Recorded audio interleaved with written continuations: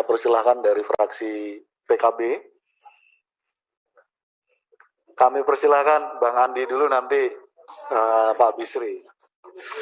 Silakan Bang. Assalamualaikum warahmatullahi wabarakatuh. Terima kasih pimpinan, Bapak-Bapak Ibu semuanya, dan tentu saja kepada perutusan dari Ibu dan Bapak, juga anggota DPR dari anggota-anggota DPR dari Bulukumba. Alhamdulillah, sama dengan yang lain, itu WA kita ini Pak Ketua siang malam itu terisi. Kita melihat juga kemarin Pak Dede itu dimarah-marahin ya Pak. Dimarahin Pak di YouTuber beliau. Jadi kita ini hampir setahun di tempat ini, di koridor atas itu datang guru honorer bukan kali, melodrama, perlu tangisan, dan kita di sini ya mohon maaf tanda kutip kita keras kalau ngomong dengan Mas Menteri.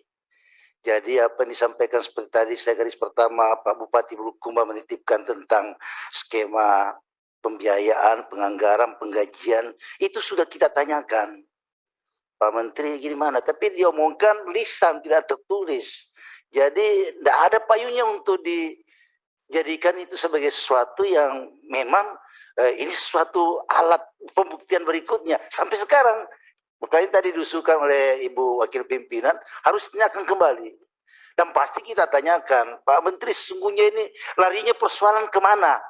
Dau itu, semua bupati, kabupaten dan kota itu ya takut gubernur untuk seperti tadi itu dengan berapa porsi, berapa harus diterima tidak. Kalau diterima tidak digaji, siapa beban kami di APBD tidak kuat semuanya. Itu sudah berkali-kali juga kita singgung, dan saya juga sampaikan kepada Bapak Ibu semuanya sebagai panja, tidak kurang kita dengan suara lah.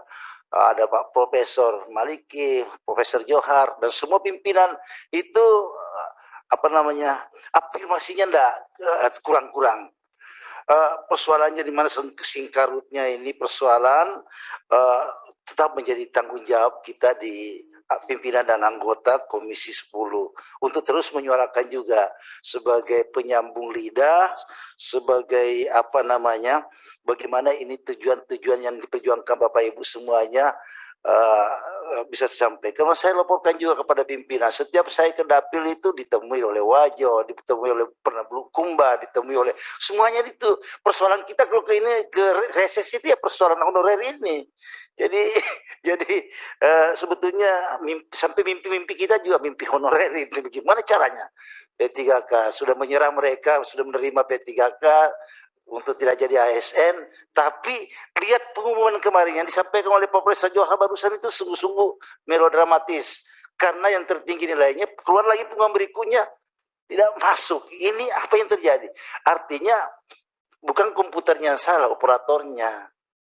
Ya, ini operator.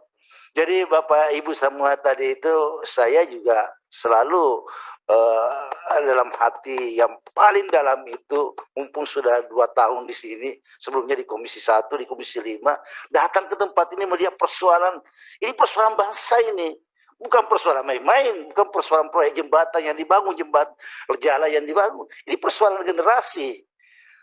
Saya ke Jawa Barat, ke Jawa Timur, katanya 50.000 akan pensiun guru, besok habis, tinggal 2 tahun lagi, lah siapa penggantinya?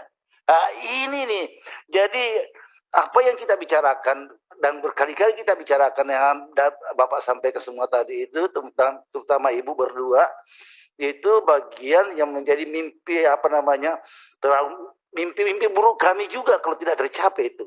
Mimpi buruk kami tidak tenang, duduk di tempat seperti ini, digaji, duduk mendengarkan, tapi hasilnya ya seperti yang kita lihat bersama.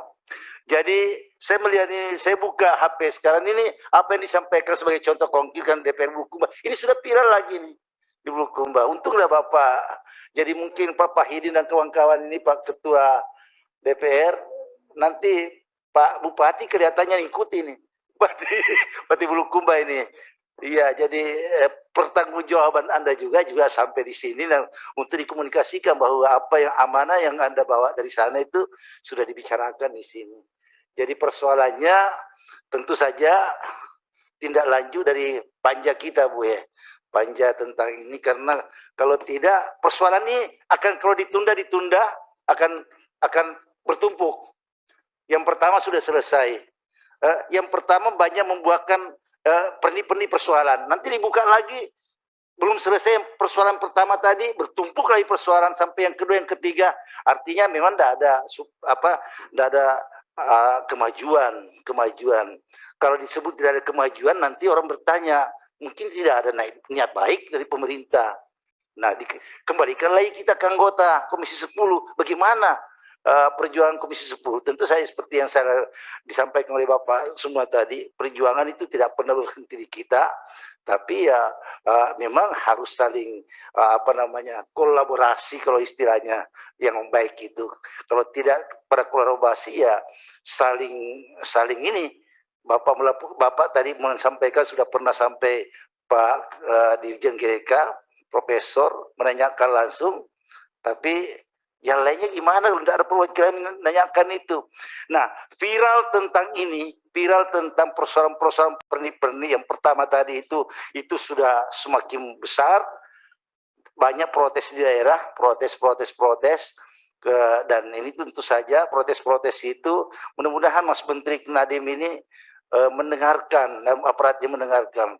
Karena terbukti juga waktu itu pimpinan komisi minta supaya Mas Nadiem itu tidak menunda, kalau tidak salah Pak ya, menunda pengumuman. Ternyata ditunda, tapi ditunda pada saat kita reses itu. Pertama reses Pak ya, pertama reses itu. Jadi pintarnya juga begitu, ditundanya pada saat kita langsung reses itu ditunda. Karena tapi itu permintaan kita, dan hasilnya ya dari sekian itu harus 170.000 dari sekian yang mendaftar 600 itu. Nah, ini bagian-bagian yang menjadi kegelisahan kami. Dan tentu saja tidak berhenti berjuang setelah kedatangan Bapak Ibu semua di sini.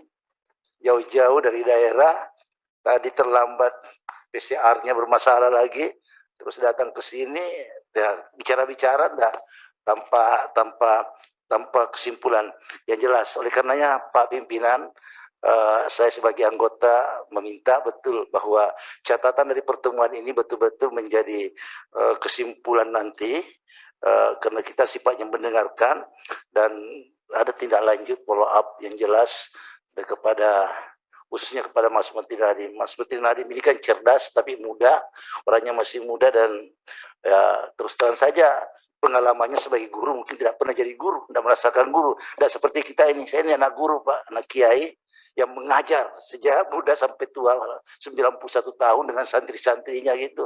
Tahu betul bagaimana pembelajaran itu diperoleh dengan sangat susah, tapi ya di kampung maksud saya, tapi ya dengan hasilnya seperti ini. Anaknya bisa juga jadi DPR, dan saudara-saudaranya bisa jadi orang karena mereka ini guru-guru ini. Kalau kita mereka itu ya kita tidak jadi orang, tidak jadi apa-apa.